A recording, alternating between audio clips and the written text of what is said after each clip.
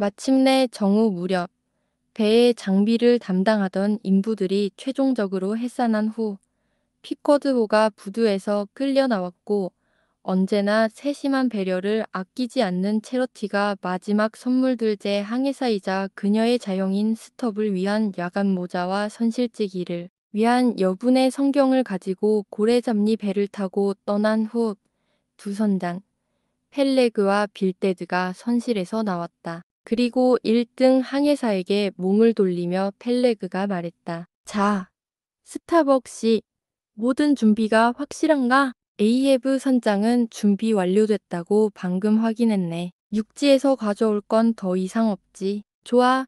그러면 전 선원들을 불러 여기로 집합시키게 빌어먹을 놈들. 아무리 급하다고 해도 함부로 불경한 말을 해선 안 되네. 펠레그, 빌데드가 말했다.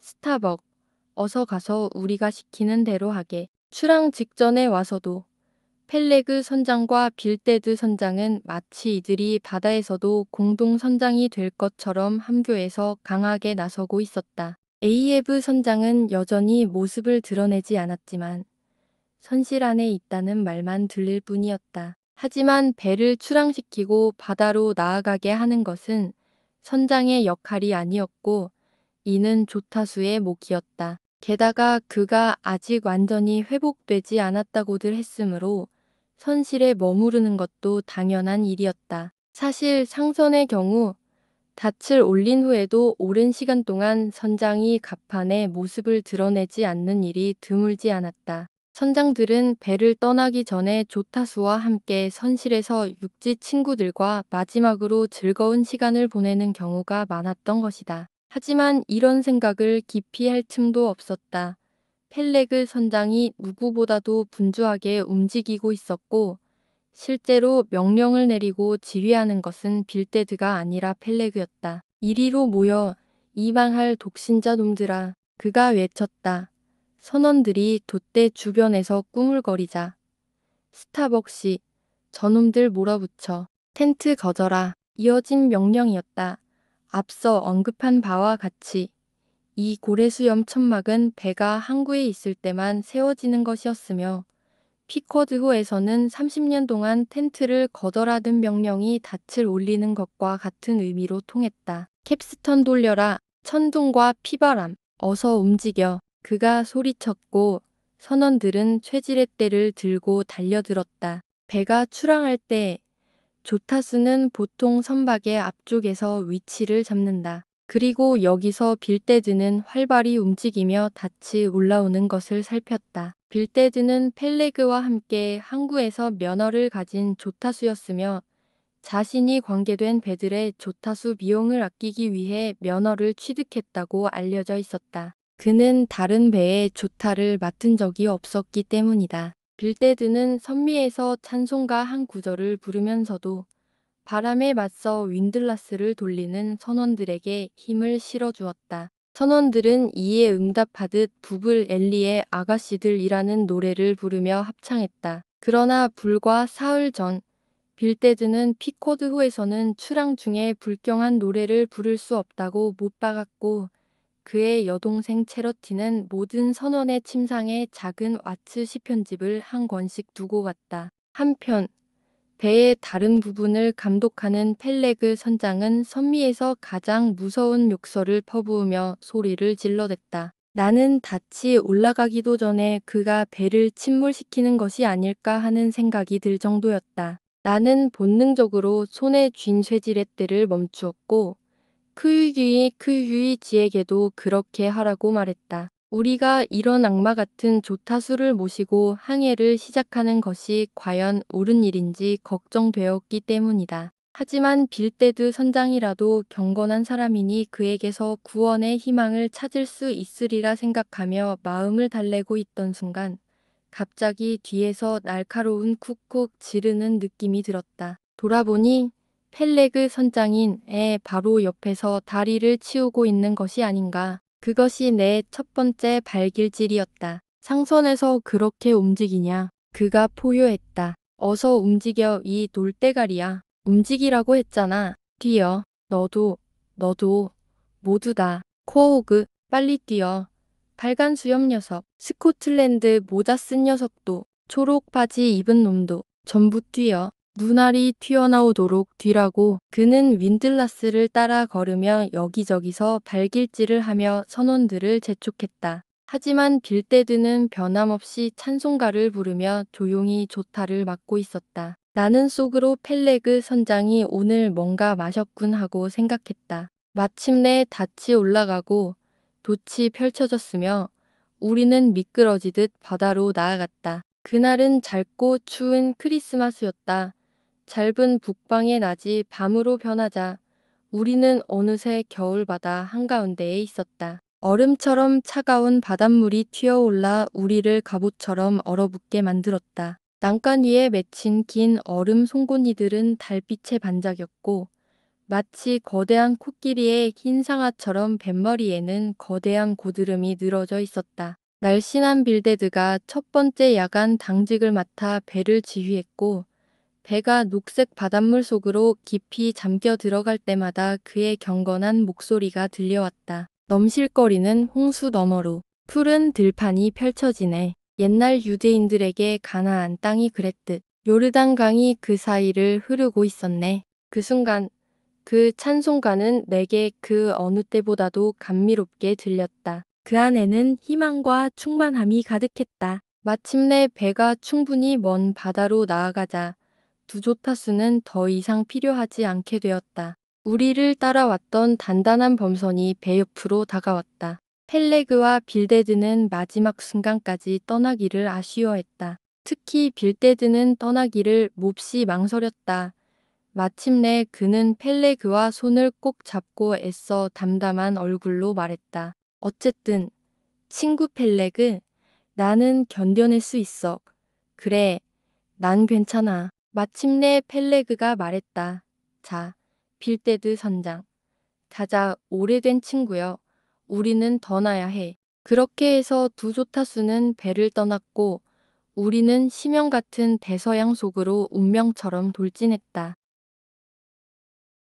몇 장 전에 뉴베드포드 여관에서 만난 키가 크고 새로 이주한 선원 불킹턴에 대해 언급된 적이 있었다. 그 추운 겨울밤, 피쿼드가 차가운 악랄한 파도 속으로 그 복수심에 찬 앞머리를 밀고 나갈 때 나는 그곳에서 불킹턴을 보았다. 나는 4살 위험한 항해를 마치고 겨울 한복판에서 먼 육지에 내린 그 남자가 또다시 폭풍우를 헤치고 떠나려는 모습을 동정과 두려움의 눈빛으로 바라보았다. 그에게 육지는 발밑에서 뜨겁게 타고 있었다.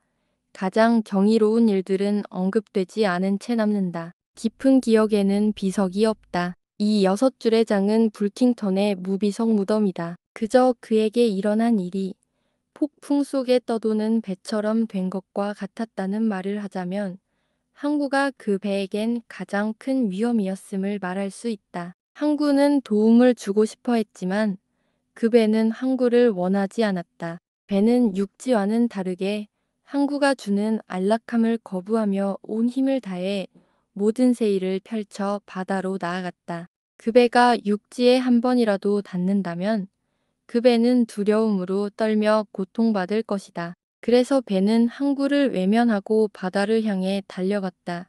그 배가 가장 큰 적이자 유일한 친구는 바로 바람이었다. 이제 불킹턴을 알겠는가? 그가 깨달은 것은 모든 깊고 진지한 사유는 바다에서의 독립적인 자유를 지키려는 영혼의 용감한 노력이라는 사실이었다. 천상의 모든 바람과 지구의 모든 바람이 그를 육지로 밀어내려 할 때 그는 바다의 끝없는 공간을 찾고자 했다.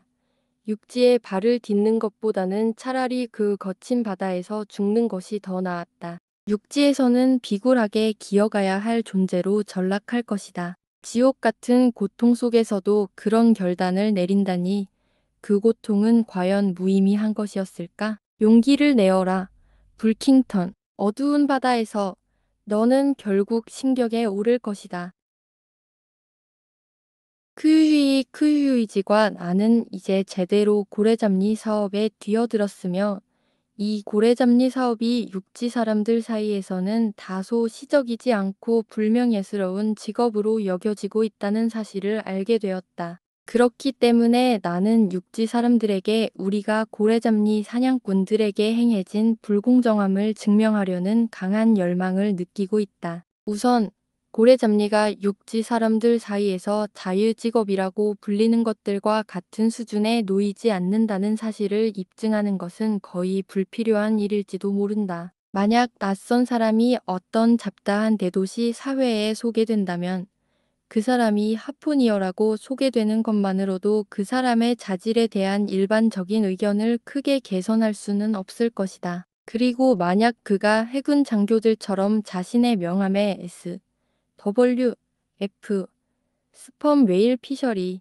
정액고래어업라는 약어를 붙인다면 그런 행동은 지나치게 자만하고 웃음거리가 될 것이다. 분명히 고래잡리 사냥꾼들을 존경하지 않는 이유 중 하나는 사람들이 고래잡리 직업이 최선의 경우에도 마치 도살업처럼 여겨지고 우리가 그 일에 종사할 때 온갖 오물과 오염 속에 둘러싸여 있다고 생각하기 때문이다. 우리는 도살업자라는 것은 사실이다. 하지만 도살업자들도 또한 가장 피비린내 나는 훈장을 지닌 자들이었다. 바로 세상 사람들이 끊임없이 존경하는 전설적인 군 지도자들처럼 말이다. 그리고 우리가 하는 일이 더럽다는 주장에 대해 말하자면 여러분은 이제까지 알려지지 않았던 몇 가지 사실에 대해 알게 될 것이다. 그 사실들은 전체적으로 봤을 때 고래잡리 배들이 이 세상에서 가장 깨끗한 것 중 하나로 자리 잡을 수 있다는 것을 증명해 줄 것이다. 하지만 그 주장이 사실이라 해도 고래잡리 배의 미끄럽고 어지러운 갑판이 많은 군인들이 돌아와서 수많은 여성들의 찬사를 받기 위해 돌아온 전쟁터에서 발견된 말로 할 수 없는 썩은 시체들과 비교할 수 있겠는가? 그리고 만약 사람들이 군인의 직업을 위협과 고통이 더 많은 일로 보게 된다면 나는 많은 군인들이 전투를 향해 발걸음을 내디디고 싶어 하면서도 고래의 거대한 꼬리가 하늘을 가르며 회오리 바람을 일으킬 때 그 광경에 뒤로 물러설 것이라고 확신한다.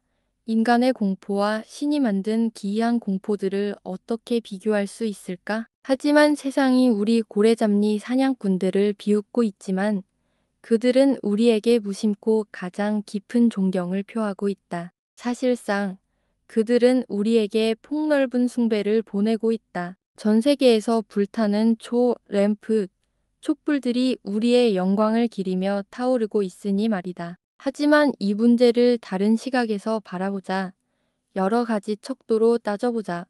우리가 고래잡리 사냥꾼이 무엇이며 우리가 무엇을 해왔는지 살펴보자. 왜 네덜란드는 드위치대의 고래잡리 함대에 제독을 두었을까? 왜 V16세는 개인 비용으로 덩크르크에서 고래잡리 배를 준비하고 우리 섬인 낸터킷에서 몇 가정의 가족을 그곳으로 초대했을까? 왜 영국은 1750년에서 1788년 사이에 고래잡리 사냥꾼들에게 100만 파운드 이상의 보조금을 지급했을까? 마지막으로 어떻게 해서 우리가 미국의 고래잡리 사냥꾼들이 전 세계 고래잡리 사냥꾼 중에서 가장 많은 수를 자랑하게 되었을까? 700척 이상의 배가 매년 400만 달러를 소비하며 그 배의 가치는 출항 시점에서 2천만 달러에 달하고 매년 700만 달러의 수확을 항구에 가져온다. 어떻게 이런 일이 가능할까? 고래잡리 사업에 무엇인가 강력한 힘이 있다는 말이다.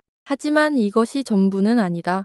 다시 한번 보자. 나는 단언컨대 세계의 모든 철학자들이 살아있는 동안에 고백할 수 있는 유일한 평화적인 영향력은 지난 60년간 세계 전역에 미친 고래잡리 사업의 영향력이다. 고래잡리는 그 자체로 특별한 사건을 낳았고 그 사건들이 연속적으로 중요한 결과를 만들어냈다. 고래잡리는 마치 이집트 어머니가 자식을 낳듯 그 자체가 중요한 결과들을 가져온다. 이러한 사실들을 나열하는 것은 불가능하고 끝없는 일이지만 몇 가지 예시를 들어보겠다. 지난 몇 년 동안 고래잡리배는 지구에서 가장 외지고 잘 알려지지 않은 부분들을 탐험한 선구자였다. 고래잡리배가 처음 그 항로를 발견하고 그들만이 처음으로 원주민들과 그들 사이의 언어적 장벽을 해소했다. 이제 미국과 유럽의 군함들이 한때 야만적인 항구에 평화롭게 정박해 있을 수 있다. 그들은 고래잡리배의 영광을 기리며 포를 쏠 것이다. 고래잡리 사업이 어떻게 다른 모든 창업 활동에 비해 얼마나 중요한 일인지 이제 알게 되었다. 고래잡리는 이미 역사 속에서 중요한 역할을 해왔다. 고래잡리는 존경받지 못한다고. 고래잡리는 제국적인 직업이다.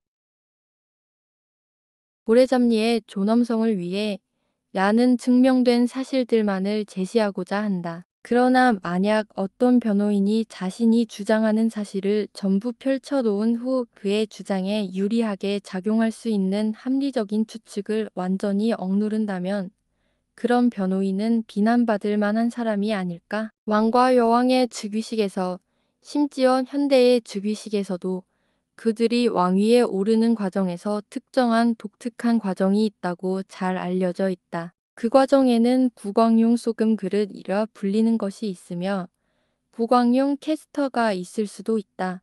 그들이 소금을 어떻게 사용하는지는 정확히 누가 알겠는가? 그러나 나는 확실히 알고 있는 한 가지가 있다.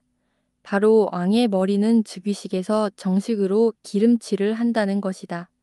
마치 샐러드의 머리처럼 말이다. 그렇다면 그들이 그 머리에 기름을 바르는 이유가 기계의 부품을 융활시키듯 왕의 내부가 잘 돌아가도록 하기 위함일까? 여기서 우리는 이 왕권 행위의 본질적인 존엄성에 대해 많은 생각을 할 수 있다. 왜냐하면 일상에서 우리는 누군가가 머리에 기름을 바르고 그 냄새가 나는 것을 천박하고 비열하게 여긴다. 사실 머리 기름을 사용하는 성인 남자는 의학적 이유가 아니라면 어딘가에 뭔가 이상이 있는 사람일 가능성이 크다. 일반적으로 그는 그의 전체적인 모습에서 별로 큰 성과를 이루지 못할 것이다. 하지만 여기서 고려해야 할 유일한 점은 바로 즉위식에서 어떤 종류의 기름이 사용되는지이다.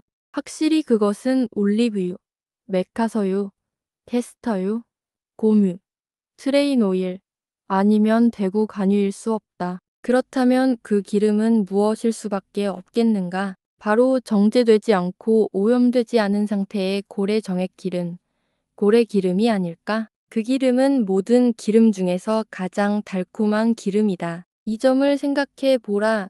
충성스러운 영국인들이여. 우리 고래잡리들은 여러분의 왕과 여왕에게 즉위식 때 필요한 기름을 공급하는 사람들이라네.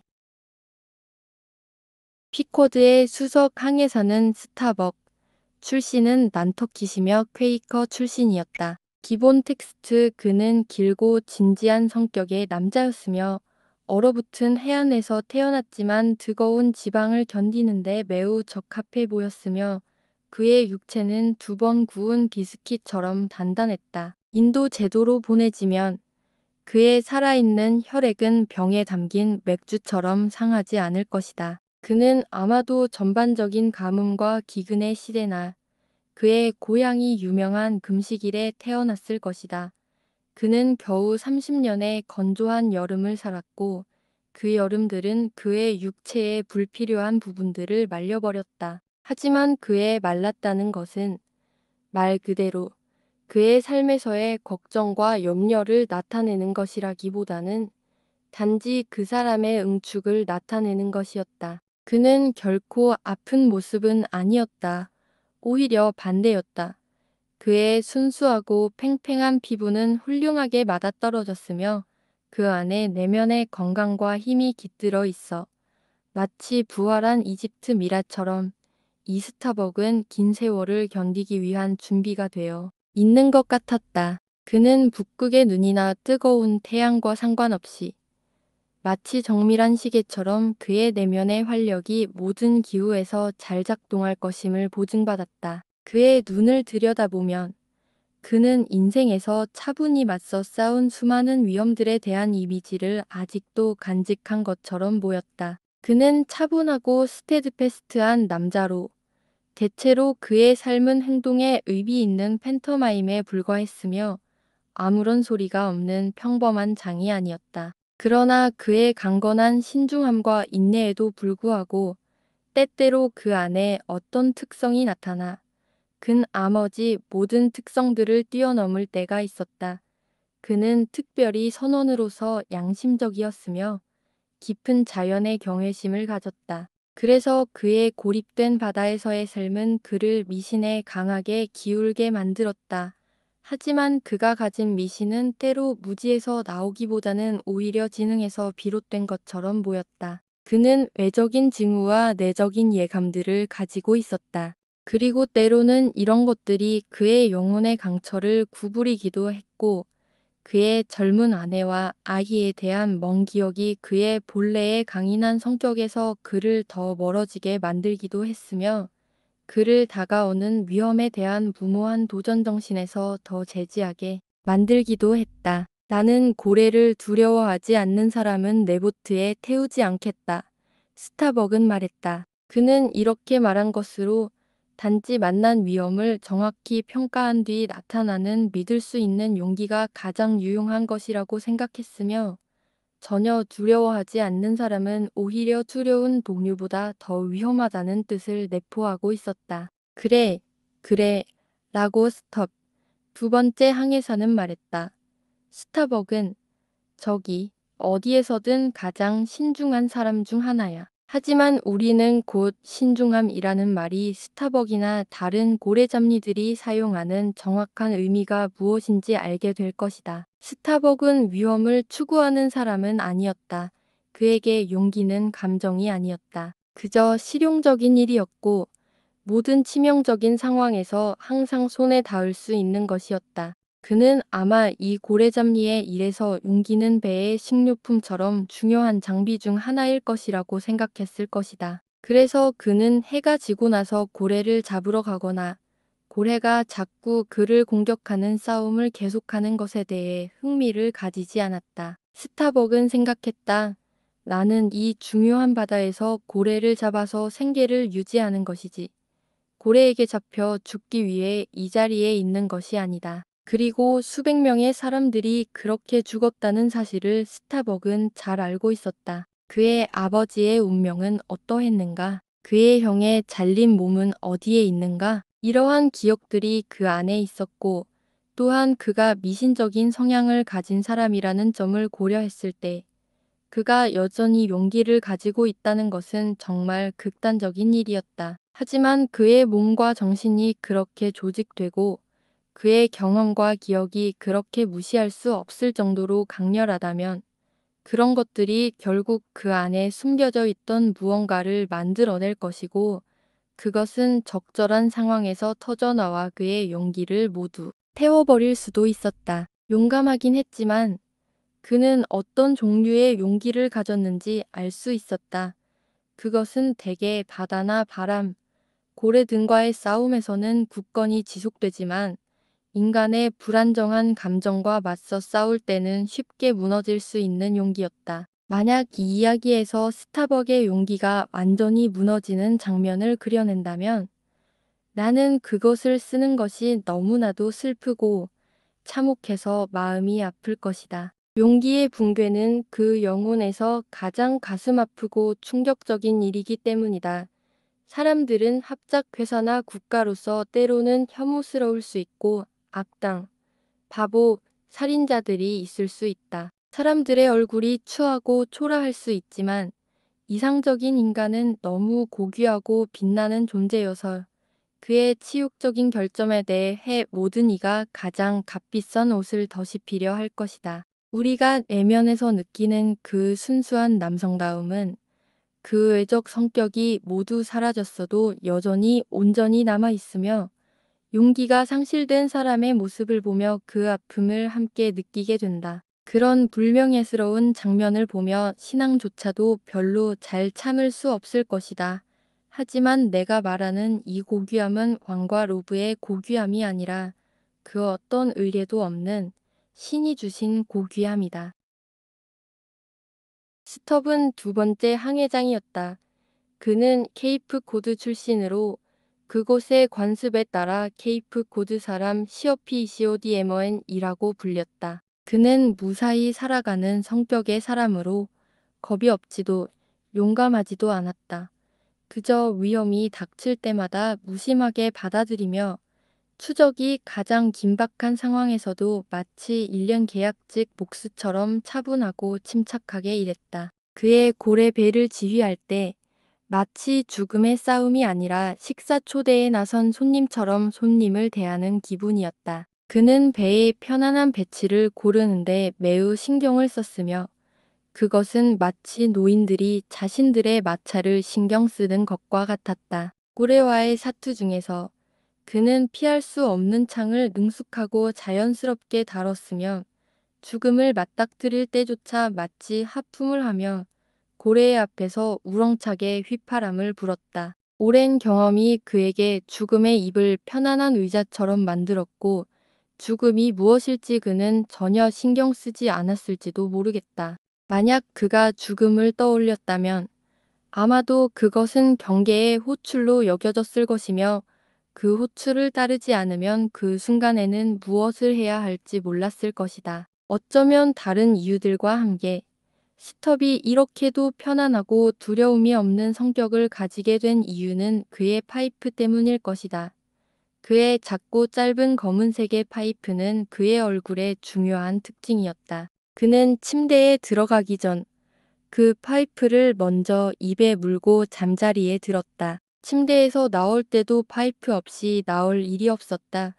그는 그 파이프를 계속해서 피며 각 파이프를 하나씩 불을 붙여가며 끝까지 피웠고 그 후 다시 준비해 두었다. 이러한 끊임없는 흡연은 적어도 그의 독특한 성격의 하나의 원인이었을 것이다. 왜냐하면 모든 사람은 이 지구의 공기가 육지든 바다든 수많은 고통받은 영혼들이 내뱉은 미세한 냄새로 가득 차 있다는 사실을 알고 있기 때문이다. 콜레라가 돌 때 일부 사람들이 손수건으로 입을 가리며 다니는 것처럼 스톱의 담배 연기도 그가 겪는 모든 고통에 대해 일종의 방어 장치 역할을 했을 것이다. 세 번째 항해장은 플라스크였으며 그는 마사스 비냐드의 티즈버리 출신이었다. 그는 젊고 뚱뚱하며 혈색 좋은 젊은 남자로 고래에 대해 매우 전투적이었고 마치 고래가 개인적으로 그에게 싸움을 걸어왔다고 생각했다. 그래서 그는 고래를 마주칠 때마다 마치 그것이 그와 개인적인 싸움이 된 것처럼 느꼈고 그때마다 싸우는 것이 그의 명예와 같았다. 그는 고래의 웅장함이나 신비한 방법에 대한 경외감을 전혀 느끼지 못했으며 고래를 마치 확대된 쥐나 물고기처럼 여겼다. 그에게 고래는 아주 작은 방해물일 뿐이었다. 이런 무식하고 두려움이 없는 태도가 그를 고래에 대한 유머러스한 자세로 만들었다. 그는 고래를 쫓는 일을 즐겼으며 3년간의 항해도 그저 한동안 즐길 수 있는 농담처럼 느껴졌다. 그를 본 사람들은 그가 굳건히 클린치한 것처럼 오래도록 이어질 것처럼 보였다. 이 세 명의 항해장 스톱, 플라스크는 중요한 인물들이었다. 이들은 모두 패쿼드호의 세 보트 중 하나씩을 지휘하는 책임자였다. 이 큰 전투에서 이해부 선장이 자신의 선원들을 어떻게 배치할지 마치 기사들이 전투에 나서는 것처럼 그들은 각자 한 개의 대단한 부대의 지휘관으로서 싸운 것이다. 각 항해장은 항상 그의 하프니어와 함께 다니며 필요시 창을 교체하는 역할도 맡는다. 이 하프니어들과의 관계는 특별한 친밀함을 가지고 있으며 그래서 이곳에서 패쿼드호의 하프니어들에 대해 이야기할 때 그들이 어떤 사람들인지와 각각 어떤 항해장과 함께 일했는지도 중요하다. 첫 번째 하프니어는 크유히지으로 스타벅의 하프니어였다. 그는 이미 잘 알려져 있다. 두 번째 하프니어는 타슈테고로 그는 마사스 비냐드의 가장 서쪽 끝인 게이헤드 출신의 순수한 인디언이었다. 그의 높은 광대뼈와 검은 빛을 띠는 눈, 그리고 탄력 있는 몸매는 고대의 전사들의 후예임을 확실히 드러냈다. 타슈테고는 스타벅의 하프니어였다. 세 번째 하프니어는 다구, 거대한 흑인으로 사자처럼 걸어다니며 귀에는 2개의 금속 링이 달려 있었다. 그는 아프리카 해안에서 고래 잡리를 시작했으며 그가 보여주는 모습은 마치 고대 왕처럼 웅장했다. 그가 흑인임에도 불구하고 작은 플라스크의 하프니어가 되었다는 점은 정말 흥미로웠다. 패쿼드 호의 나머지 선원들에 대해 말하자면 오늘날 많은 미국의 고래 잡리 선원들이 원주민이 아니며 대부분은 다른 나라 출신이다. 이와 유사하게 미국의 군대, 해군, 그리고 다른 산업 분야에서도 원주민들이 지식을 제공하고 나머지 세계는 힘을 제공하는 구조가 되어 있다. 패쿼드호의 선원들도 거의 모두 그런 사람들이었다. 낸터킷을 떠난 후 몇 일 동안 갑판 위에서는 에이헤브 선장을 볼 수 없었다. 선장들은 정기적으로 교대 근무를 하였고 그들이 바라는 명령 외에는 다른 누군가가 명령하는 것처럼 보이지 않았다. 그러나 가끔 그들은 갑자기 급박하고 단호한 명령을 내리곤 했는데 결국 그것은 그들이 대신해서 명령하는 것에 불과하다는 것이 분명해졌다. 그렇다. 그들의 절대적 주권자이자 지배자는 그곳에 있었으나 아직 그 누구도 그의 존재를 드러낼 수 없었다. 그가 고립된 항해를 하는 동안 배의 성스러운 공간인 선실 안에만 있었다. 내가 근무 중에 갑판으로 올라갈 때마다 나는 즉시 이히에브 선장의 얼굴을 찾으려 했고 그에 대한 불확실한 걱정이 점점 더 강해졌다. 그 걱정은 엘리야라는 황당한 예언자의 비논리적인 말들이 나도 모르게 떠오르며 더욱 심화되었고 나는 그 예언자의 우스꽝스러운 말들에 웃음이 나올 때도 있었지만 그것에 대해서는 웃을 수 없었다. 그러나 그 불안감을 아무리 부정하려 해도 나는 배를 둘러보면 그럴 필요가 없다고 느꼈다. 비록 해적 선원의 대다수가 이전에 내가 알던 평범한 상선의 선원들과 비교할 때 훨씬 더 야만적이고 이교적이며 다양한 모습이었지만 나는 그것이 그들이 부유한 스칸디나비아 어업에 종사하는 특수한 삶의 방식이라고 합리적으로 생각했다. 그러나 이 배의 세 주요 승무원, 즉 선장들과의 관계에서는 그들의 능력에 대한 확신이 더욱 커졌고 나에게는 그들이 고백할 수 없는 확신을 주었다. 이 세 사람은 각기 다른 방식으로 뛰어난 사람들로 그들을 더 이상 상상할 수 없을 정도로 좋은 선장들이었다. 그들은 모두 미국민, 즉 낸터키 출신, 마사스 비냐드 출신, 케이프 출신이었다. 이제 배가 출항한 크리스마스 시점에서 우리는 북극의 날씨를 지나며 점차 따뜻한 남쪽으로 항해하고 있었다. 그리하여 조금씩 북극의 날씨를 벗어나고 있었던 어느 날 아침, 배는 빠른 속도로 물결을 가르면 아아가고 있었다. 나는 근무를 마친 후 갑판에 올라갔고 바로 태플레이를 향해 시선을 돌렸다. 그 순간 나는 예고된 대로 선장이 갑판에 서 있는 모습을 보았다.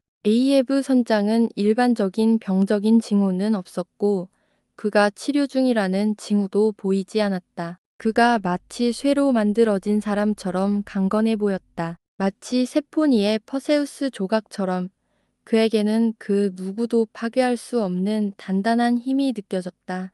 그의 몸 한쪽에 있는 작은 자국처럼 보이는 흉터는 그에게 신비로운 분위기를 더했다. 그 상처는 그의 옆 얼굴과 목을 따라 흰색으로 길게 이어져 있었고 그것은 마치 번개가 나무를 타고 내리쳤을 때 나무의 줄기를 긁어내고 남긴 자국처럼 보였다. 그 흉터가 그와 함께 태어났는지 아니면 어떤 위험한 싸움 중에 생긴 것인지는 아무도 알지 못했다. 그러나 그 상처에 대해 항해 중에 언급하는 일은 거의 없었고 그에 대한 말은 거의 없었다. 한 번 낡은 게이 헤드 인디언이 그런 상처에 대해 말했는데 이앱의 40세가 되었을 때 그 상처가 생겼다고 주장했다. 그러나 또 다른 사람은 그 상처에 대한 그런 이야기를 부정했다. 그랬지만 많은 선원들은 그 이야기를 신뢰했다. 내가 이헤브 선장을 처음 본 순간 나는 그의 자세에서 특별한 점을 발견했다. 그는 그의 상반신을 고정시키기 위해 나무 기둥에 작은 구멍을 뚫어 만든 구멍에 뼈로 만든 다리를 고정시켜 서 있었다. 그의 한 손은 쇠표에 붙들고 있었고 그는 배의 앞을 두러져라 바라보며 서 있었다. 그의 시선은 고정되고 두려움이 없었다. 그 모습을 보고 나는 그가 어떤 종류의 결단력과 불굴의 의지를 가졌음을 깨달았다. 그는 아무 말도 하지 않았고 승무원들도 그에게 말을 걸지 않았지만 그들의 몸짓과 표정에서 불안한 감정이 드러났다. 에이헤브 선장은 그들의 눈앞에서 마치 십자가에 못 박힌 자처럼 서 있었다. 그의 얼굴에는 그 고통과 절대적인 위험이 느껴졌다. 그 후 그는 다시 선실로 돌아갔다. 그러나 그날 이후 그는 매일 갑판에 나타나서 뼈로 만든 다리를 고정시키거나 코끼리 상하 의자에 앉거나 갑판을 무겁게 걸어 다녔다. 그가 이제 점점 더 자주 갑판에 나왔지만 그가 아무것도 하지 않아서 그는 그 자리에 불필요한 존재처럼 보였다. 사실 현재 피커드는 항해 중이었고 항해 준비는 다른 승무원들이 충분히 맡을 수 있었기 때문에 에이헤브 선장은 할 일이 거의 없었다. 며칠이 지나고 빙산과 얼음들이 다 지나간 후 피카드는 이제 뜨거운 열대의 문턱인 키토의 봄을 가로지르며 나아갔다. 바다에서 거의 영원히 지속되는 그 봄은 온화하고 맑고 맑은 공기, 향긋하고 넘치는 날들로 마치 페르시아 셔벗의 크리스탈 잔처럼 풍성하고 붉은 장미수로 얼룩진 눈이 덮여 있었다. 별이 빛나는 위험 있는 밤은 마치 보석 벨벳을 입은 고귀한 여인들처럼 고독한 자부심을 가지고 그들의 부재한 정복자들이 금빛 헬멧을 쓴 해를 자랑스럽게 기억하며 간직하고 있었다. 사람들에게는 이런 매혹적인 날들과 유혹적인 밤들 사이에서 잠을 자는 일이 어려운 일이었다. 그러나 그런 변하지 않는 날씨의 마법은 단지 외적인 세계에만 영향을 미친 것이 아니었다. 그것은 내면으로 돌아가 아합의 마음을 자극하기 시작했다. 늙음은 항상 깨어 있다. 마치 인생과 더 오래 연결될수록 죽음과 같은 것을 더 적게 생각하는 듯하다. 바다의 지휘관들 중에서는 나이 많은 노인이 가장 자주 밤에 갑판을 방문하는 경우가 많았다. 에이헤브도 마찬가지였고 요즘 들어 그는 선실에서 갑판으로 내려가는 것보다 선실로 올라가는 것이 더 많았다. 이 좁은 사다리를 내려가서 내 무덤처럼 침대에 눕는 게 뭐 같지 않냐? 그는 중얼거리곤 했다. 그래서 거의 매일 밤에 파수꾼들이 깨어 있을 때 그리고 갑판의 팀이 아래에서 잠자는 동료들을 방해하지 않으려고 조심스럽게 밧줄을 내려놓을 때 에이헤브 은선실 계단을 조심스럽게 내려와 도움을 받으며 나왔다. 그때마다 그는 갑판에서 발을 느리게 걸으며 선실로 돌아갔다. 때로는 그는 갑판을 돌아다니며 자신에게 비치게 다가오는 차가운 공기를 느끼기도 했다. 그런 때는 마치 무엇인가 고통스러운 것에 짓눌려 있는 것 같았다. 어느 날 밤, 스톱이 그에게 다가가서 그의 발자국 소리를 줄일 방법을 제시했을 때 에이헤브은 즉시 반응했다. 스톱이 말한 방법을 받아들이지 않자 에이헤브은 그를 부드럽게 대할 여유도 없이 가라, 개자식아라고 말하며 그를 쫓아냈다. 스톱은 잠시 말을 잃었지만 곧 이어서 그렇게 말을 듣는 건 처음이야. 선장님, 난 그게 별로 마음에 들지 않아요. 라고 말했지만 이해부는 더 이상 말없이 걷기 시작했다. 스톱은 내려가면서 혼자 중얼거렸다. 그런 말을 듣고 맞서지 않으면 안 되겠지. 이상해. 하지만 그는 분명 뭔가 고민하는 게 있어. 그가 매일 밤 선실 뒤쪽에 가는 이유는 무엇일까? 궁금하다. 정말 무슨 일이 그에게 있는 거지. 그렇게 말하면서 그는 갑판으로 돌아가 잠을 청했다. 그런 내 생각은 멈추고 그냥 자는 게 나아. 그래, 모든 것이 이상해 보이지만 결국에는 잠이나 자는 게 좋겠다. 스톱이 떠난 후 에이헤브은 잠시 동안 선미난간에 몸을 기댄 채 서 있었다. 그 후 최근에 자주 그랬듯이 경비를 서고 있던 선원을 불러 아래로 내려가 자신의 상하 의자와 파이프를 가져오게 했다. 파이프에 불을 붙이고 의자를 바람이 불어오는 방향에 두고 그는 앉아서 담배를 피웠다. 옛날 노르웨이 시대에 바다를 사랑하는 덴마크 왕들은 왕좌를 전통에 따라 일각고래의 상하로 만들었다고 전해진다. 그때 에이헤브를 보면 그가 그 상하 의자에 앉아 있는 모습이 바로 그 왕좌를 떠올리게 한다. 그는 나무로 된 대왕의 의자에 앉은 한 명의 칸칸 같았고 바다의 왕이었으며 거대한 바다 괴물인 리바이어던의 대주인이었다. 몇 분이 지나고 에이헤브의 입에서 나오는 두꺼운 연기가 빠르고 지속적으로 튀어나와 얼굴로 되돌아왔다. 이제 그가 마침내 중얼거리며 파이프를 내려놓고 말하였다. 이 담배는 더 이상 나를 달래어 주지 않는다. 오, 내 파이프. 내 마법이 사라졌다면 내게 얼마나 힘든 일이겠는가. 나는 그동안 모르고 힘겹게 일만 했고 즐거움은 없었구나. 그리고 무지하게 바람이 불어오는 쪽으로 담배 연기를 피우고 있었구나. 바람이 불어오는 쪽으로 마치 죽어가는 고래처럼 내 마지막 연기가 가득 찬 채로 가장 강하고 꽉 찬 고통을 내뿜는 듯하다. 내가 이 파이프와 무슨 관계가 있단 말인가? 이건 평온함을 위해서 부드러운 흰 연기를 부드러운 흰 머리카락 속에 올리기 위한 것이지. 나처럼 억센 철회처럼 풀어 헤어진 회색 머리 속에서 피울 것이 아닌데 더 이상 담배를 피우지 않겠다. 그는 불을 붙인 파이프를 바다에 던졌다. 불길은 파도 속에서 졸졸거렸고 그 순간 배는 그 파이프가 만든 물보라를 지나쳐갔다. 에이헤브은 모자에 몸을 숙이고 비틀거리며 갑판을 걸어갔다.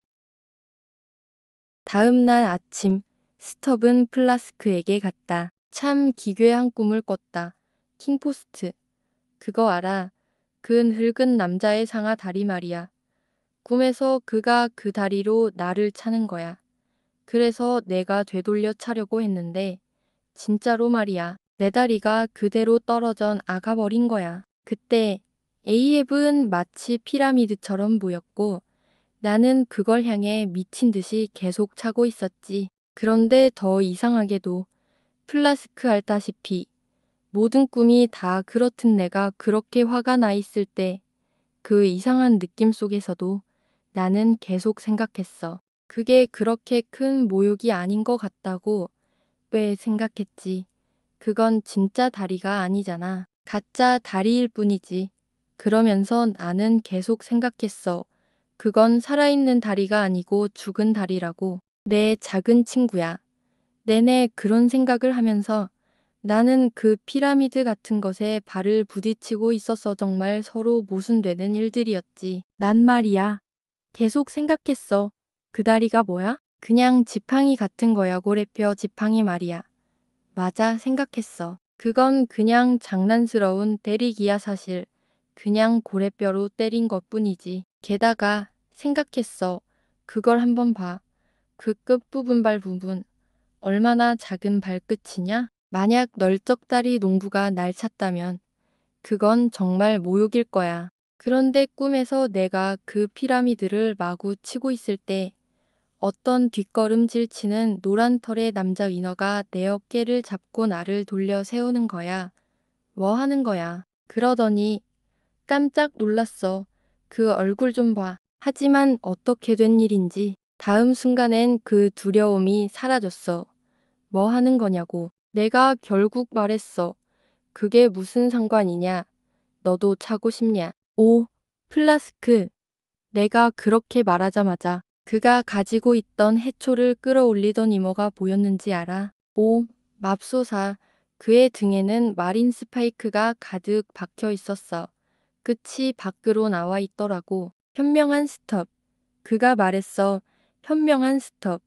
계속 그런 말을 중얼거렸지. 그가 계속 현명한 스톱만 반복하자 나는 다시 피라미드를 차는 것이 낫겠다 생각했어. 그런데 내가 발을 들어 올렸을 때 그가 외쳤어. 그만 차라. 오이, 뭐가 문제야? 늙은 놈. 이리 와보라. 그가 말했어. 그럼 모욕을 논해보자. 에이헤브이 너를 차지 않았냐? 맞아. 그랬지. 내가 말했어. 여기서였어. 좋아. 그가 말했어. 그가 상하 다리로 차지 않았냐? 그렇지. 내가 말했어. 그럼.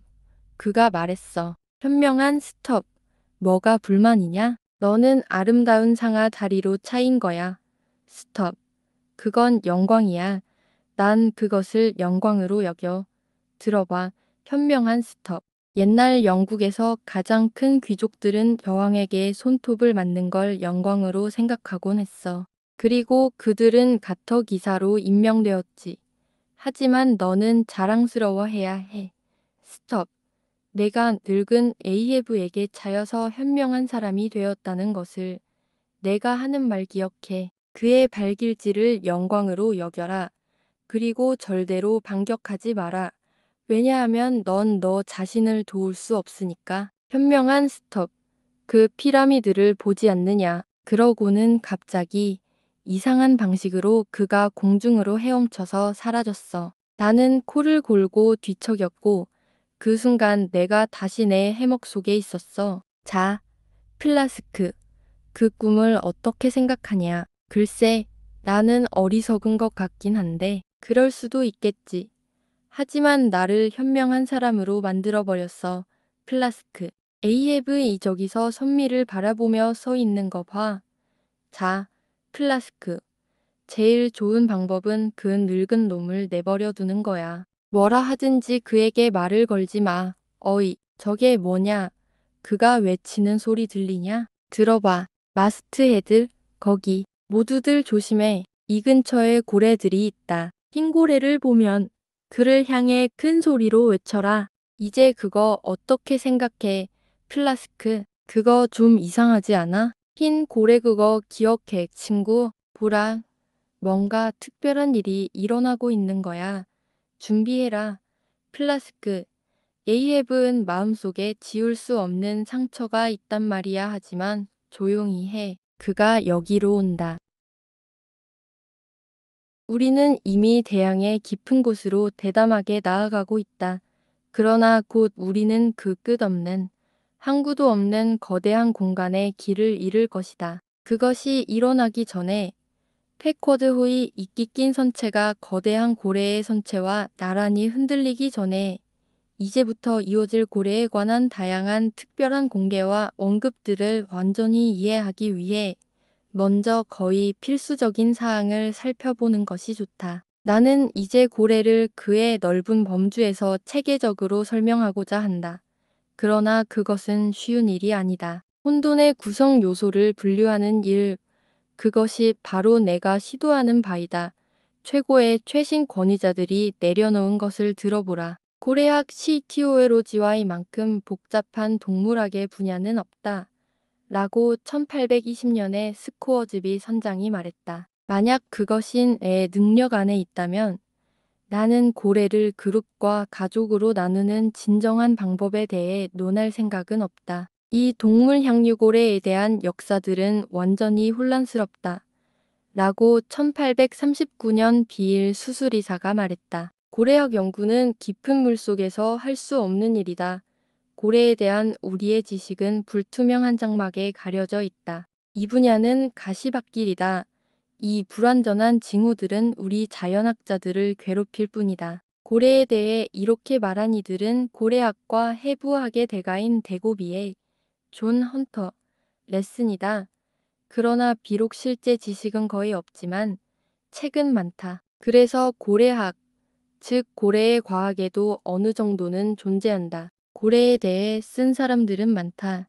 이들 중에는 성경의 저자들, 아리스토텔레스, 플리니우스, 알드로반디, 토마스 브라운, 게스너, 레이, 린네 론들렛, 윌로비, 그린, 아르테디, 시바일드, 브리송, 마르텐, 라셰페드, 보네테르, 데마르스트, 쿠비에, 프레드릭 쿠비에, 존 헌터 오웬, 스코어즈비, 빌, 베넷, 제이, 로스 브라운, 미리암 코핀의 저자, 올름스테드, 티, 치버 목사 등이 있다. 그러나 이들이 쓴 글이 궁극적으로 어떤 일반적인 목적을 위해 쓰였는지 위에 인용된 내용들이 보여준다. 이 고래 저자들 중에서 오웬 이후의 인물들만 살아있는 고래를 실제로 보았으며 그중 한 명만이 진짜 전문 학포니어이자 고래잡이였다. 바로 스코어즈비 선장이다. 그는 그린란드 고래 또는 오른쪽 고래에 대한 주권자로서 가장 뛰어난 권위자이다. 그러나 스코어즈비는 위대한 향유고래에 대해 아무것도 모르고 그것에 대해 아무것도 말하지 않았다. 그린란드 고래와 비교할 때 향유고래는 거의 언급할 가치가 없다고 할 수 있다. 그리고 여기서 말할 점은 그린란드 고래가 바다의 왕좌를 차지한 불법적인 존재라는 것이다. 그린란드 고래는 심지어 고래들 중 가장 큰 것도 아니다. 그렇지만 그의 오랜 주장 우선권과 약 70년 전까지 전혀 알려지지 않았거나 전설에 가까웠던 향유고래에 대한 깊은 무지 때문에 이 위임은 완전히 이루어졌다. 과거의 위대한 시인들이 고래에 대해 언급한 대부분의 내용은 그린란드 고래를 언급하고 있음을 확인할 수 있다. 그들에게 그린란드 고래는 라이벌이 없이 바다의 군주였기 때문이다. 그러나 이제 새로운 선언의 시간이 왔다. 그린란드 고래는 퇴위했다.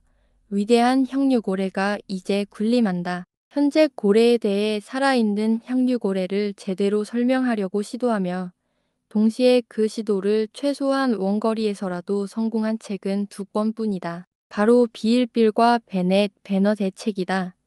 이들 두 사람은 각각 영국 남해 고래잡리 선박에서 일했던 외과의사였으며 모두 정확하고 신뢰할 만한 사람들이다. 그들의 책에서 고래에 관한 원본 자료는 필연적으로 적지만 그 자료가 제공하는 정보는 훌륭하며 대부분 과학적 설명에 국한된다. 그러나 지금까지 고래에 관한 과학적 또는 시적인 문헌에서 향유고래는 완전하게 그려지지 않았다. 다른 고래들보다 훨씬 위대한 향유고래의 삶은 아직까지 문학 속에 기록되지 않았다. 이제 고래의 다양한 종에 대해 대중적인 포괄적인 분류가 필요하다. 비록 현재는 단순한 계류에 불과하더라도 이는 앞으로 후속 연구자들이 고래학의 모든 분야를 채워나갈 수 있는 기초가 될 것이다. 보다 나은 사람이 이 문제를 맡기 전 나는 내 자신의 미약한 노력이라도 제시하려 한다. 나는 완전한 것을 약속하지 않는다. 왜냐하면 완전하다고 여겨지는 인간의 모든 것은 그 자체로 결함이 있기 때문이다. 나는 고래의 다양한 종에 대한 정밀한 해부학적 설명을 하려 하지 않는다. 적어도 이 자리에서는 과도한 설명을 하지 않겠다. 내가 이 자리에서 하려는 것은 단지 고래학의 체계화를 위한 초안을 제시하는 것이다. 나는 건축자일 뿐, 건설자는 아니다. 그러나 그것은 무겁고 어려운 일이다. 우체국의 일반적인 서류 정리자도 이 일을 수행하기에는 부족하다. 고래를 찾기 위해 바다 깊은 곳을 헤엄쳐 내려가는 것. 세계에 형성된 뼈대와 골반 속으로 손을 넣는 것. 이는 두려운 일이다. 욥기에서 나오는 고래의 무시무시한 비난은 나를 겁먹게 할 수 있다. 그가 너와 언약을 맺겠느냐? 그에 대한 희망은 헛되니라. 하지만 나는 도서관을 헤엄쳐 다니고 바다를 항해했다. 나는 이 두 손으로 고래와 직접 접촉해 보았다. 나는 진지하다. 그리고 나는 시도할 것이다. 몇 가지 전제 조건을 정리해야 한다. 첫째, 고래학이 아직도 불확실하고 정립되지 않은 상태임을 보여주는 사실은 일부에서는 고래가 물고기인지 아닌지를 두고 여전히 논란이 있다는 것이다. 린네 1756의 자연의 체계에서 그는 나는 고래를 물고기에서 분리한다고 선언했다. 그러나 내 지식으로 1850년까지 상어와 숭어, 고등어와 청어는 린네의 명백한 명령을 어기고 여전히 고래와 같은 바다를 공유하고 있었다. 린네가 고래를 물에서 쫓아내고자 했던 이유는 다음과 같다. 따뜻한 이실 심장, 폐, 움직이는 눈꺼풀, 속이 빈 귀, 여성에게 침입하는 자궁, 그리고 마지막으로 자연의 법에 의해 정당하게 나는 이 모든 것을 내 친구인 시메온 메이시와 찰리 고핀에게 제출했으며 그들은 그 이유들이 전혀 충분하지 않다고 의견을 일치시켰다. 찰리는 그것들이 허튼 소리라고 신랄하게 언급했다. 이제 나는 논쟁을 떠나 고래는 물고기라고 고백하며 성스러운 요나에게 내 주장을 뒷받침해 달라고 요청한다. 이 근본적인 문제를 해결했으므로 다음 질문은 고래가 다른 물고기들과 어떤 내부적인 차이점이 있는가이다. 위에서 린네는 그런 항목들을 제시했다. 간단히 말하자면 고래는 폐와 따뜻한 피를 가진 물고기인 것이다. 반면 다른 모든 물고기는 폐가 없고 차가운 피를 가진다. 다음으로 고래를 그의 외적인 특징으로 어떻게 정의할 것인가? 그러므로 고래는 수평 꼬리를 가진 분출하는 물고기라고 정의할 수 있다. 여기까지가 고래의 정의이다. 그 정의가 간결해도 그것은 깊은 사색의 결과이다. 바다코끼리는 고래처럼 분출하지만 바다코끼리는 양서류이기 때문에 물고기가 아니다. 그러나 정의의 마지막 부분이 첫 번째와 결합되어 더욱 중요하다. 거의 모든 사람은 육지에서 익숙한 물고기들이 수직의 꼬리, 즉 위아래로 된 꼬리를 가지고 있다는 것을 알아챘을 것이다. 그러나 분출하는 물고기들 중에서 꼬리는 비록 비슷하게 생겼을지라도 항상 수평으로 놓인다. 위에서 제시한 고래의 정의에 따르면 나는 고래를 식별하는 데 있어 나한터켓에서 가장 잘 알고 있는 사람들이 고래로 분류한 모든 바다 생물들을 포함시키는 것은 물론 반대로 기존의 고래로 인정받지 않은 물고기들을 고래로 분류하는 일은 하지 않는다. 따라서 모든 작은 분출하는 물고기와 수평 꼬리를 가진 물고기들은 고래학의 기본 틀 안에 포함된다. 이제 전체 고래종들의 주요 구분이 나아갈 방향을 제시한다. 나는 현재까지 아마틴과 듀공 나은터켓의 피그피시와 소호피시로 알려진 물고기들이 많은 자연주의자들에 의해 고래로 분류되고 있다는 것을 알고 있다. 그러나 이 피그피시들은 시끄럽고 경멸할 만한 존재로 대부분 강이 입구에서 인신하며 축축한 건초를 먹고 특히 분출하지 않기 때문에 나는 이들의 고래 자격을 부정하며 고래학 왕국에서 떠날 자격증을 주었다. 먼저 고래들을 크기에 따라 세 가지 주요 책 각각 장으로 세분화할 수 있으므로 나눈다. 이들 세 책은 작은 것부터 큰 것까지 모든 고래들을 포함한다. I. 큰 책 FOLIO 고래 II. 옥타보 책 오시티어비오 고래 IIA. 두오데시모 책 DODCIMO 고래 큰 책 FOLIO의 예시로는 향유고래, 옥타보 책의 예시로는 그램퍼스, 두오데시모 책의 예시로는 돌고래를 든다. 큰 책 FOLIO의 장들에는 다음을 포함한다. I. 향유고래 IA. 우량고래 IAA. 지느러미 등고래 IB. 혹등고래 B. 면도날 등고래 바이. 황산바닥고래 책 베이큰 책 장 아이 형류고래 이 고래는 옛날 영국에서 트럼파 고래, 히세테르 고래, 모루머리 고래 등으로 불렸으며 현재 프랑스에서는 카샬로 형류고래, 독일에서는 포츠피의 POTTSFICH, 길고 어려운 이름을 가진 마크로세팔루스 에머시아오시 PHOLUS로 알려져 있다. 그는 의심할 여지 없이 지구상에서 가장 큰 생물로 고래와 마주하는 것 중 가장 위협적이며 가장 위험 있는 외모를 지닌 고래이다. 그리고 마지막으로 상업적으로 가장 가치 있는 고래로 향유고래만이 그 귀한 물질인 스퍼마세티를 생산한다. 그의 특성은 여러 곳에서 더 자세히 다룰 것이다. 나는 지금 그의 이름에 대해서만 언급하고자 한다. 어원을 따져보면 그 이름은 터무니없다. 몇 세기 전 향유고래가 그의 본래의 개별성을 거의 알리지 못하고 그의 기름이 유연히 좌초된 고래에서 얻어졌을 때 당시 사람들은 스퍼마세티가 그 당시 영국에서 그린랜드 고래로 알려진 고래와 동일한 생물에서 유래한다고 생각했다. 당시 사람들은 스퍼마세티가 그린랜드 고래의 정수, 즉 급성이라고 믿었고, 이 기름은 매우 귀해서 빛을 위한 용도가 아니라 주로 연고나 약재용으로 쓰였다. 약국에서 쉽게 구할 수 있는 오늘날의 루바브처럼 당시 스퍼마세티는 매우 드물고 귀한 물질이었다. 시간이 지나면서 스퍼마세티의 진정한 출처가 알려지자 상인들은 그 원래 이름을 유지한 채 스퍼마세티를 거래했을 것이다.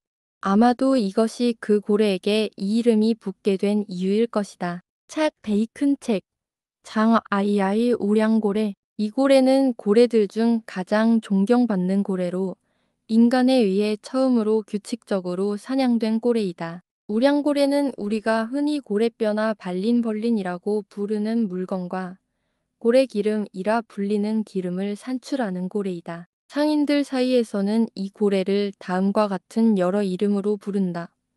고래, 그린랜드 고래, 검은 고래, 큰 고래, 진정한 고래, 우량고래.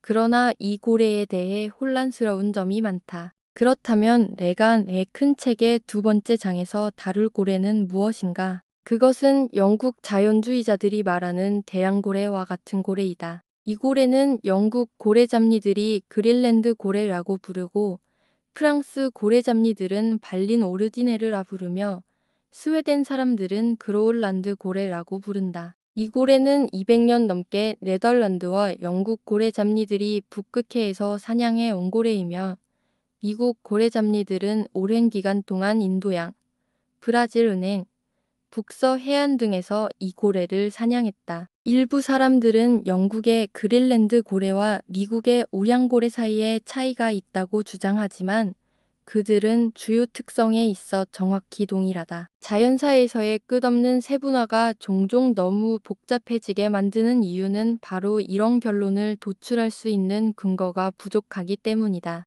우량고래에 대해서는 향유고래를 설명하는 데 도움이 될 수 있도록 다른 곳에서 더 다룰 것이다. 책 베이큰 책 장 IAA 지느러미 등고래. 이 고래는 지느러미 등고래, 큰 분출, 롱존 예로 NGJOHN 등 다양한 이름으로 불리며 거의 모든 바다에서 발견된다. 일반적으로 대서양을 가로지르는 뉴욕 여객선에서 자주 보이는 고래이기도 하다. 그는 길이와 발린에서 우량고래와 비슷하지만 몸집이 더 가늘고 색이 밝은 올리브색에 가까운 색을 띈다. 그의 큰 입술은 굵은 주름이 비스듬히 얽혀있는 듯한 모양을 한다. 그의 주요 특징인 지느러미는 등 뒤에서 똑바로 자라며 각진 형태를 하고 있으며 매우 뾰족한 끝을 지닌다. 때때로 이 지느러미만이 바다 표면에서 보이기도 한다. 바다가 잔잔하고 둥근 물결이일 때 이 지느러미가 드러나면 그 주위의 물이 다이얼처럼 보일 때가 있다. 지느러미는 때때로 그림자를 들이운다. 이 고래는 사회성이 없고 고래를 싫어하는 것처럼 보인다. 매우 수줍고 항상 홀로 다니며 외딴 곳에서 갑자기 수면 위로 올라온다. 이 고래는 단독으로 대단한 속도와 힘으로 헤엄쳐 인간의 추격을 피할 수 있다. 이 고래는 그의 등에서 스타일을 가지고 있는 추방된 과인처럼 보인다. 이 WH와 LBON이 위일즈라는 이름과 관련하여 이러한 명명법이 어떤 종류의 고래들을 언급하는 데 유용할 수는 있지만 고래를 분류하려고 시도하는 데 있어서 특히 그들의 수염, 혹, 등지느러미 또는 이빨을 기반으로 명확한 분류를 시도하는 것은 무의미하다고 말할 수 있다. 그럼에도 불구하고 이러한 특징들이 고래의 종류를 분류하는 데 더 적합해 보일 수 있지만 사실 이러한 특징들은 고래의 다른 본질적인 구조적인 세부사항에 비해 고래의 종류를 분류하는 데 그다지 도움이 되지 않는다. 예를 들어 정유고래와 혹등고래는 각각 혹이 있지만 그곳에서의 유사성은 끝난다. 그리고 또 이 혹등고래와 그린란드 고래는 각각 수염 벌린이 있지만 그곳에서도 유사성은 끝난다. 다른 고래들에서 나타나는 특징들도 마찬가지이다. 고래들에서는 이러한 특성들이 불규칙하게 조합되거나 분리되어 있어. 그런 특징들을 바탕으로 한 분류 체계는 전혀 유효하지 않다. 바로 이 점에서 모든 고래 자연주의자들이 실패해왔다. 그렇다면 고래의 내장을 보면 어떨까? 거기서 적어도 올바른 분류를 할 수 있을까? 예를 들어 그린란드 고래의 내장 중 무엇이 그 수염 벌린보다 더 두드러지는 특징이 있을까? 그런데 우리는 수염 벌린을 기준으로 그린란드 고래를 정확하게 분류할 수 없다는 것을 알았다. 그리고 고래들의 내장 깊숙한 부분을 들여다보면 그 어떤 부분도 고래들을 분류하는 데 유용하지 않다. 결국 고래들을 분류할 수 있는 것은 고래들의 전체적인 형태를 보고 대담하게 분류하는 방법뿐이다. 이것이 이 책에서 채택된 도서적 시스템이며 유일하게 성공할 수 있는 방법이다. 이제 계속 진행하겠다. 북 I FLIO 챕터 IB 험프 102 고래는 북미 동부 해안에서 자주 볼 수 있다. 그곳에서 자주 잡히며 항구로 끌려온다. 그의 몸에는 상인이 짊어진 큰 짐처럼 덩치가 크다. 또는 그를 엘리펀트 앤 캐슬 고래라고 부를 수도 있다. 아무튼 그를 지칭하는 일반적인 이름은 충분히 구별되지 않는다. 왜냐하면 정유고래도 혹이 있지만 훨씬 작은 혹을 가지고 있기 때문이다. 그의 기름은 그다지 가치가 없다. 그는 수염 벌린을 가지고 있다. 그는 모든 고래 중에서 가장 유쾌하고 활기찬 성격을 지닌 고래로 다른 어떤 고래들보다 더 많은 거품과 흰 물결을 만들어낸다. 북 I FLIO 챕터 B 레이저 102 고래에 대해 알려진 것은 그의 이름뿐이다. 나는 그를 캐폰 케이프 홍 근처에서 멀리서 본 적이 있다. 그는 은둔적인 성격으로 사냥꾼과 철학자 모두를 피한다. 겁쟁이는 아니지만 그는 지금까지 그의 등 이외에는 어떤 부분도 보여준 적이 없다. 그의 등은 길고 날카로운 능선처럼 솟아있다. 나는 그에 대해 더 알지 못하며 아무도 그를 알지 못한다. 북 I FLIO 챕터 바이 설퍼 바텀 도 다른 은둔적인 고래로 그의 배는 유황색을 띠고 있다. 아마도 이 고래는 깊은 다이빙을 통해 타르타르의 기와에 문지르며 유황색 배를 얻었을 것이다. 그는 드물게 보인다. 적어도 나는 그를 멀리 남쪽 바다에서만 보았으면 항상 너무 멀어서 그의 얼굴을 자세히 볼 수 없었다. 그는 추격을 받지 않는다. 그를 잡으려면 줄을 수백 마일 길게 만들어야 할 것이다. 그에 대한 신화와 이야기가 많지만 나는 그에 대해 더 이상 말할 수 없다. 그의 기름은 거의 모든 낚시꾼들에 의해 알려지지 않은 비밀 속에서 전해지지 않는다. 이로써 북아이 FLIO가 끝나고 이제 북아이 오시티어비오가 시작된다. 오시티어비오이스 이 고래들은 중간 크기의 고래들로 다음과 같은 고래들을 포함한다. 1. 그램퍼스 지하어 MPUS 2. 블랙피쉬 블랙피쉬 3. 나류알 에너와더 볼류의 이치오일 4.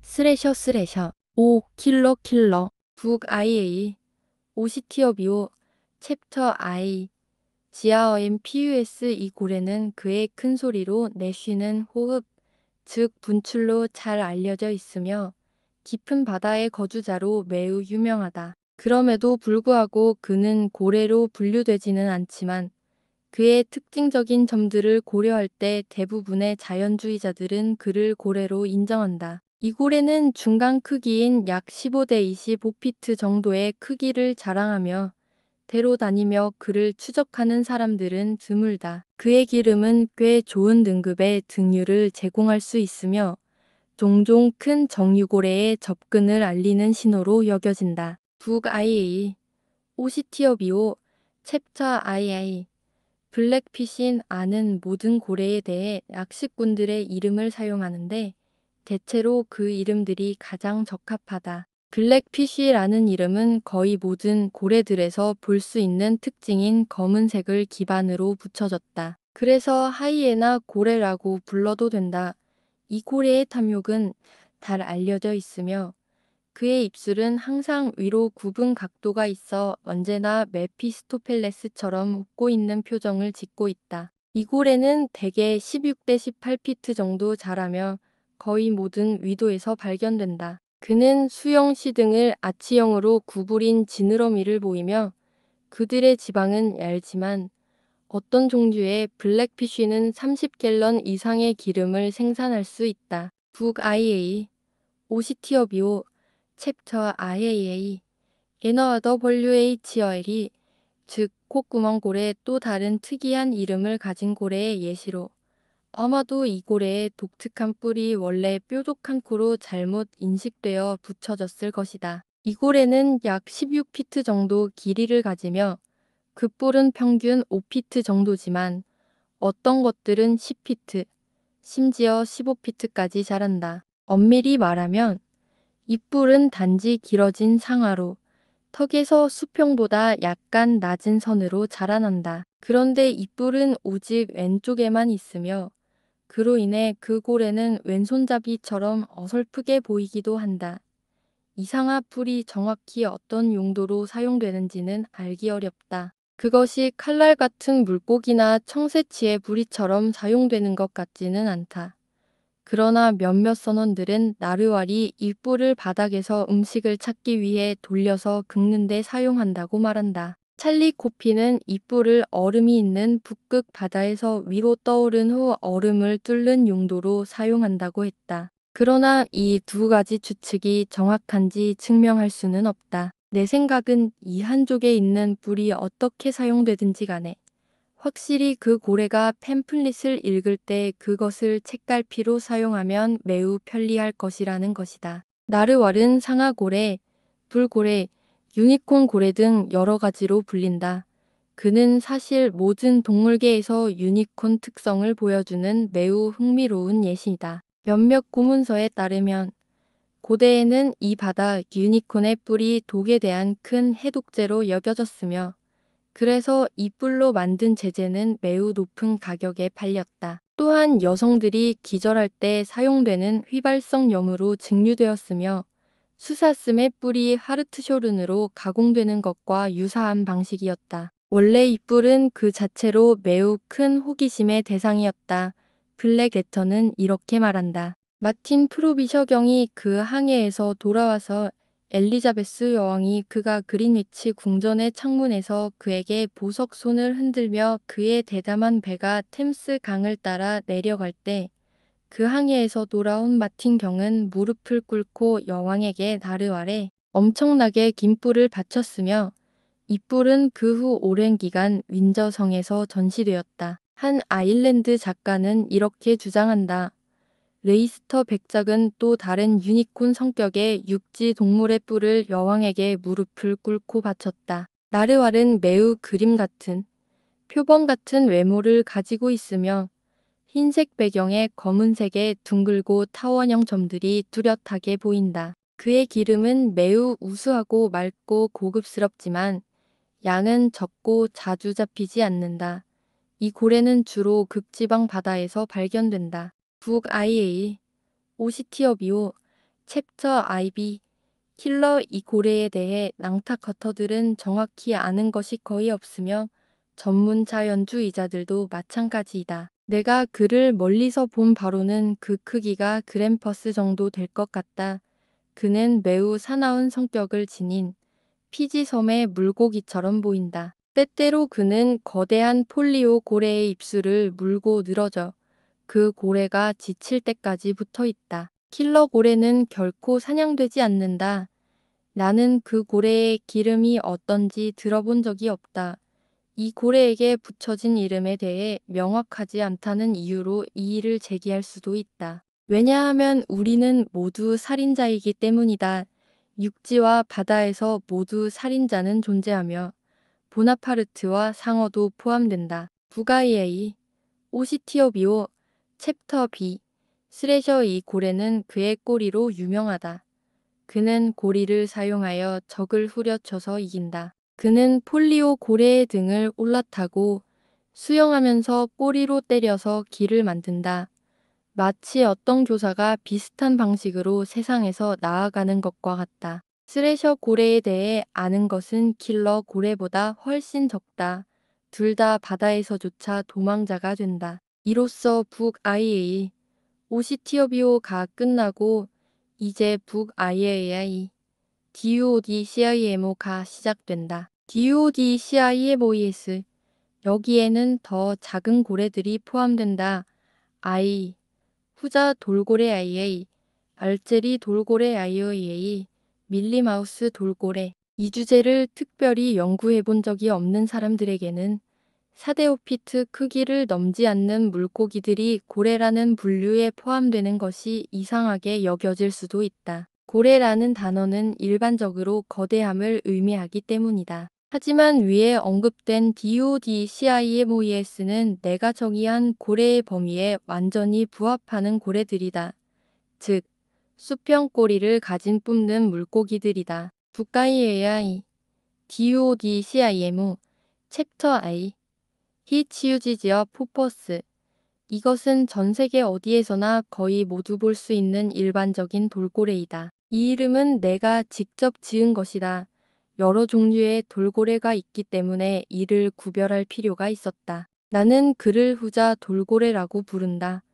왜냐하면 그들이 항상 즐거운 무리를 이루어 수면 위로 뛰어오르며 마치 7월 4일 군중 속에서 하늘로 튕겨져 나가는 모습처럼 보이기 때문이다. 이들의 출현은 일반적으로 선원들에 의해 기품으로 맞이된다. 이들은 활기찬 기운을 가득 품고 있으며 이들은 항상 바람을 따라 살아가는 놈들이다. 그들은 행운의 징조로 여겨진다. 잘 먹고 통통한 후자 돌고래는 좋은 기름 1갤런을 제공할 것이다. 하지만 그의 턱에서 추출된 고운 기름은 매우 가치가 있다. 보석상과 시계 제조업체들이 이를 원한다. 선원들은 이 기름을 갈고리에 바른다. 돌고래 고기는 맛있는 음식으로 잘 알려져 있다. 당신은 아마도 돌고래가 물을 뿜는다고 생각하지 않았을 것이다. 사실 그가 뿜는 물은 너무 작아서 쉽게 구별할 수 없다. 하지만 다음에 기회가 된다면 그를 지켜보라.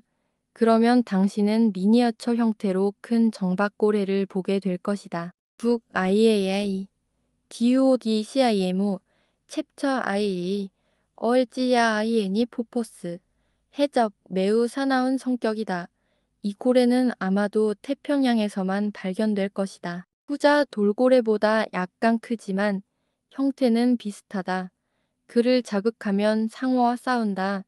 나는 여러 번 그를 잡으려고 했지만 아직까지 잡힌 적은 없다. 북 IAI DODCIMO 챕터 IAI 에미어의 Y의 모유THD 포퍼스 가장 큰 돌고래 종류로 알려진 바에 의하면 태평양에서만 발견된다. 지금까지 이 고래는 어부들에 의해 정고래, 돌고래라는 이름으로 불려왔다. 그 이유는 이 고래가 주로 정고래 근처에서 발견되기 때문이다.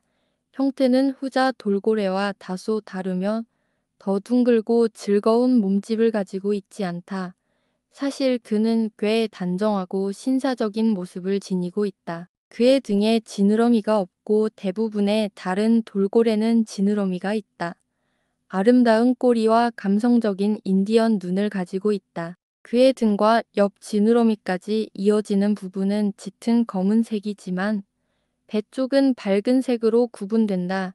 그 경계선은 마치 배의 우판에 새겨진 표시처럼 명확하게 나뉘어 있다. 흰색은 그의 머리 일부와 입을 포함하며 마치 그가 식사 중에 잘못 손을 대어 음식을 입에 묻힌 것처럼 보인다. 매우 불쾌하고 밀가루가 묻은 듯한 모습이다. 그의 기름은 일반적인 돌고래와 비슷하다. 위에서 언급한 고래들이 모두 잘 알려진 거대한 고래들이다. 그러나 그 외에도 불확실하고 일시적이며 반억우적인 고래들이 존재하는데 나는 그들을 개인적으로 알지는 못하지만 명성으로 알고 있다. 하르푼 장교의 직업이 중요한 이유는 2세기 전 네덜란드의 전통적인 고래어업에서 선박의 명령이 현재의 선장 한 사람에게만 집중되지 않았으며 스펙스나이더라는 장교와 분담되었기 때문이다. 이 단어는 문자 그대로 지방을 자르는 자라는 의미를 갖고 있지만 시간이 지나면서 주요 하르푼 장교라는 의미로 바뀌었다. 당시에는 선장의 권한이 배의 항해와 관리에 한정되었고 고래 사냥과 관련된 모든 일을 스펙스나이더가 담당하며 왕처럼 군림했다. 현재 영국 그린란드 어업에서는 스펙스이니어 SPECKSION이야라는 명칭으로 이 고대 네덜란드의 직위를 여전히 사용하고 있지만 그 권위는 많이 축소되었다. 현재는 선장보다 훨씬 낮은 계급의 하르푼 장교로 취급된다. 그럼에도 불구하고 하르푼 장교의 행실에 따라 고래잡리 항해의 성공이 크게 좌우되며 특히 미국 어업에서는 그가 배의 조타를 맡는 상황도 종종 발생하기 때문에 해양에서의 위대한 정치적 원칙에 따라 그는 반드시 선원들과 구별되어야 하며 명목상으로는 그들의 직업적 상급자로 여겨진다.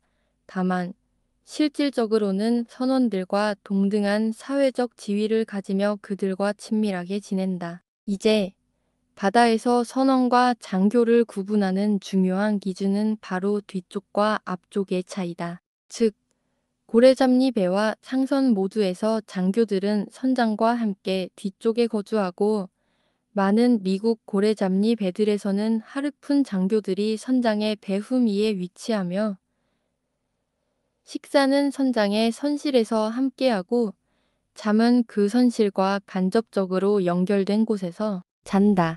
남태평양 고래잡리 항해의 긴 기간 현재까지 인간이 만든 항해 중 가장 긴 기간과 그에 수반되는 특이한 위험들 그리고 모든 이가 고정된 급여가 아닌 공동의 운명에 따라 이익을 얻는다는 점은 때로는 상선보다 덜 엄격한 규율을 낳는다. 하지만 그럼에도 불구하고 고래잡리 선박 내의 외적인 규율은 거의 변하지 않으며 거의 모든 덴트캣 고래잡리배에서는 선장이 군함 못지않게 웅장하게 자기의 뒷갑판을 거니는 모습을 볼 수 있다. 마치 황제의 자주색 옷을 입고 있는 것처럼 그의 권위는 모든 이에게 존경을 받으며 고작한 파일럿 옷을 입고 있을 뿐이다. 그리고 모든 사람 중에서 패커드 호위 선장인 에이헤브는 그 어떤 가벼운 가식도 보여주지 않았고 그가 요구한 유일한 경위는 즉각적이고 무조건적인 복종이었다.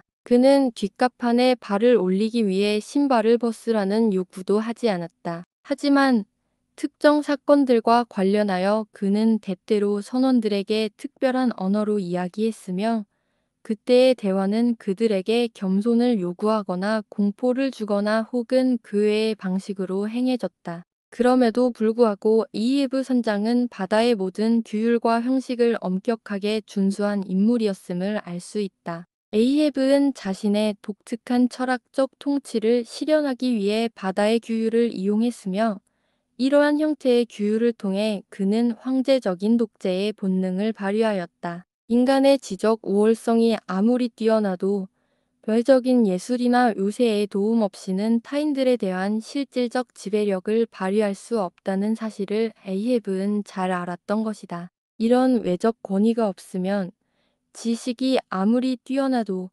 그의 지도력은 실질적으로 효과를 발휘할 수 없었다. 이는 지배와 군림의 비밀, 즉 형식적인 권위의 미묘함을 이해하게 만든다. 그러나 에이헤브 나의 선장은 여전히 나의 앞에 있는 그 음침한 모습으로 다가오며 나는 지금 고백해야 한다. 나는 그와 같은 고래 사냥꾼일 뿐이다. 그렇기에 그에게는 화려한 외적 장식이 부여되지 않는다. 에이헤브, 너에게서 위대함을 찾고 싶다면 그것은 하늘에 섰다고 바다 속에서 헤엄쳐야 하며 공기 속에서 형상화되어야만 한다. 정우이다. 스튜어드인 도우보이가 선실 뚜껑에서 창백한 빵 덩어리 같은 얼굴을 내밀며 그의 주인에게 저녁 식사를 알린다. 그는 지금 조타보트에서 햇빛을 관찰하고 있으며 이제는 자신의 상하다리 위에 그날의 항로를 계산하고 있다. 그의 고요한 무관심을 보면 마치 우울한 에이헤브이 그의 하인에게 소리를 들은 적 없는 것처럼 보인다. 그러나 잠시 후 에이헤브는 미젠 성곽에 손을 걸고 갑판으로 몸을 던지며 저녁, 스타벅이라고 말하며 선실로 사라진다. 그의 발걸음 소리가 사라진 후 첫 번째 이마르가 그가 앉았다고 확신하며 자리에서 일어난다. 잠시 갑판을 걷다가 진지하게 조타기 방향을 확인하고 저녁, 스톱이라고 말하며 선실로 내려간다. 두 번째 이마르인 스톱은 잠시 조타 기계에서 벗어나 중요한 로프의 상태를 확인하고 다시 한번 저녁, 플라스크라고 하며 그 뒤를 따른다. 하지만 세 번째 이마르는 이제 자신이 갑판에 홀로 있다는 사실에 어떤 특이한 억제감을 느끼는 것처럼 보인다. 그는 아는 척을 하며 여러 방향으로 아는 눈빛을 던지고 신발을 벗고 그랜드 터크의 머리 위에서 빠르고 조용한 호른파이프 춤을 춘다. 그 후 재치 있는 동작으로 모자 하나를 미젠탑에 던져 선반으로 만든 뒤 기분 좋게 내려간다. 하지만 선실 문을 통과할 때 그는 새로운 표정을 지으며 독립적이고 유쾌한 플라스크가 의예부의 존재 앞에 나타나 그의 주인 앞에서는 겸손하게 모습을 바꾼다. 바다에서는 많은 이상한 일들이 일어난다. 갑판에서 일부 선원들은 함부로 명령에 도전하거나 반항적이지만 식사 시간에는 그들이 바로 그 선장 앞에서 전혀 다르게 행동한다. 이 변화는 마치 이들의 모든 외적 위험과 권위가 갑자기 사라지는 듯한 기분을 준다. 그 이유는 무엇일까? 이 문제는 단순히 바다에서의 특이한 사회적 관습에 관한 것일 수도 있다. 에이헤브 이 식탁에 앉을 때 그는 마치 무표정한 바다사자처럼 침묵을 지키며 식사를 주관한다. 각 선원들은 그가 음식을 자르기를 기다린다. 이예브 이 음식을 나누어주며 스타벅에게 접시를 밀어주면 스타벅은 마치 자비를 받는 듯 고마운 마음으로 음식을 받아서 먹는다. 식사는 모두 침묵 속에서 이루어진다.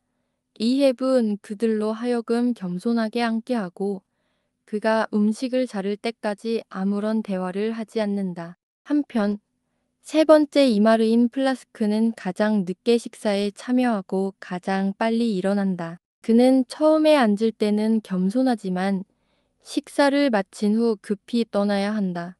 그의 식사는 언제나 급히 끝나는 것이다. 그래서 플라스크는 늘 배고프고 허기를 느끼며 살아간다. 식사 후 첫 번째 테이블에 앉은 에이헤브과 세 명의 동료들이 떠나고 그 다음에는 세 명의 하포니어들이 들어온다. 이들은 마치 하인처럼 행동하며 한편으로는 기묘한 자유를 누린다. 그들의 식사는 격식 없이 자유롭고 유쾌하다. 그들은 음식을 즐기며 고기를 씹는 소리까지 들린다. 이들과 함께 있을 때 도우보이는 항상 긴장하며 숨어 있다. 그들은 여유로운 식사 후 다시 갑판으로 돌아가 그들의 업무를 맡게 된다. 이처럼 이이헤브의 선실은 사회적 격식을 따르며 엄격하지만 하포니어들의 식사는 자유롭고 활기찬 분위기 속에서 이루어진다. 그들은 일상에서 대개 갑판에서만 활동하며 선실은 그들에게는 단지 식사와 잠자리를 위한 장소일 뿐이다.